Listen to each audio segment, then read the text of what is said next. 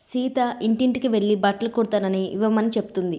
అందరూ కూడా నువ్వు మహాలక్ష్మి కోడలివి, నీతో బట్టలు కుట్టిస్తే మహాలక్ష్మి మమ్మల్ని చంపేస్తుందని ఇవ్వమని చెప్తారు. మహాలక్ష్మి కోడలివి అయ్యి కాలు మీద కాలు వేసుకుని తిని కూర్చోవాల్సిన నీకు ఇలాంటి గతి ఏంటని అందరూ అడుగుతారు సీతని. రేపు ఇంట్లోనే రాఖీ పండుగ చేసుకుందామని విద్యాదేవి అనడం మహాలక్ష్మి వింటుంది. విద్యాదేవి సీత తల్లిదండ్రులకు ఎందుకు అన్నా వదిన అంటుందని ఆలోచిస్తుంది.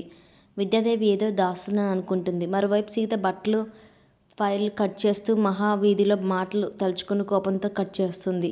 రామ్ చూసి తన ఆఫీస్ ఫైల్ కట్ చేసావని సీత మీద అరుస్తాడు. సీత సారీ చెప్తుంది. చివరికి రామ్ సీతతో ముద్దు పెట్టించుకుంటాడు. ఏంటని సీత అడిగితే అవన్నీ చిత్తు కాగితాలని అంటాడు. సీత కోపంతో కత్తెర తీయడంతో రామ్ సీతని హగ్ చేసుకుంటాడు. సీత బొంగమిట్టు పెట్టుకుంటుంది. ఇక మహాలక్ష్మి విద్యాదేవి మాటలు తలుచుకుని ఆలోచిస్తుంది. అర్చన వచ్చి ఏమైందని అడిగితే విద్యాదేవి శివకృష్ణను రమ్మని రాఖీ కడతానని చెప్పిందని అంటాడు. వాళ్ళు నిజంగా అన్నా చెల్లెలేమో అని అనుమానంగా ఉందని చెప్తుంది.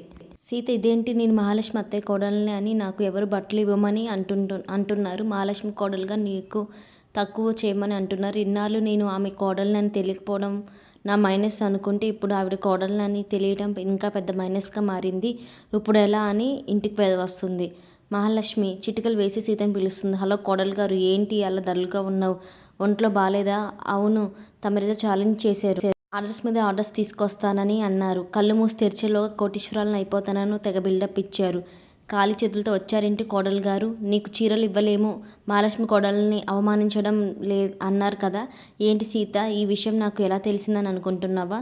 నా ప్రయత్నాలు మీరు అడ్డుపడుతున్నారని అర్థమైంది అని అత్తయ్య అని సీత అంటుంది. మహాలక్ష్మి, నేను మరీ అంత చీప్ కాదు సీత. నేను నీ వెనక నా మనుషులని పెట్టలేదు, కానీ నీ తల మీద నా కోడలని కిరీటం పెట్టాను. అది నీ అతి తెలివితో నువ్వే పెట్టించుకున్నావు అనుకో, కానీ అదే ఇప్పుడు నీ పాలట మూల కిరీటం అయ్యింది. నువ్వు నా కోడలివి అని వీధిలో అందరి ముందు చెప్పి పొంగిపోయావు. ఇప్పుడు అదే జనం నువ్వు నా కోడలివి అని నీకు పని ఇవ్వలేమని చెప్పి మర్యాదగా ముఖం మీద తలుపు వేశారు. నీ ఆశల ద్వారాలు మూసేశారు. ఒక రకంగా నీకు ఈ వీధిలో సెలబ్రిటీ హోదా వచ్చేసింది. ఇక నువ్వు నా కోడలు అనే బ్రాండ్ పడిపోయింది. ఇక నువ్వేం చేయలేవు, ఎక్కడ పని చేయలేవు. ఆఖరికి నువ్వు ఈ వీధిలో చేయి చాచి అడిగినా భిక్షం కూడా పెట్టరని మహాలక్ష్మి అంటుంది. మహాలక్ష్మి కోడలంటే పులి మీద స్వారీ అని ఇప్పుడు అర్థమైందా? ఇప్పుడు ఏం చేస్తావు? నువ్వు ఈ సిటీలో ఏ వీధికి వెళ్ళినా అక్కడ నీకు నా పేరు వినిపిస్తూనే ఉంటుంది. నువ్వు గెలవాలి అంటే ఈ బట్టలు కుట్టడం ఆపేసి బిజినెస్ చేయాలి. కానీ నీ దగ్గర డబ్బు లేదు. నిన్ను నమ్మి ఎవరు అంత డబ్బు ఇవ్వరు. నిన్ను గెలవనివ్వను.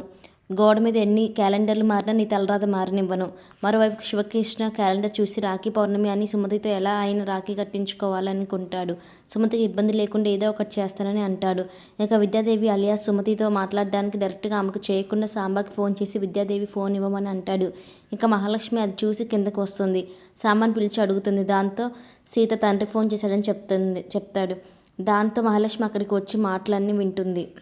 ఇంకా మహాలక్ష్మి విద్యాదేవి మాటలు తలుచుకొని ఆలోచిస్తుంది. అర్చన వచ్చి ఏమైందని అడిగితే విద్యాదేవి శ్రీకృష్ణ గారు అమ్మని రాఖీ కడతాడని చెప్పింది అంటారు. వాళ్ళు నిజంగా అన్న చెల్లెలు అనుమానంగా ఉందని చెప్తుంది మహాలక్ష్మి. శివకృష్ణ హాస్పిటల్ సీరియస్గా కండిషన్లో ఉంటే రాత్రి వెళ్ళి విద్యాదేవి కలవడంతో కోలుకున్నాడని చెప్తుంది. Thank you so much for watching. Please subscribe our channel.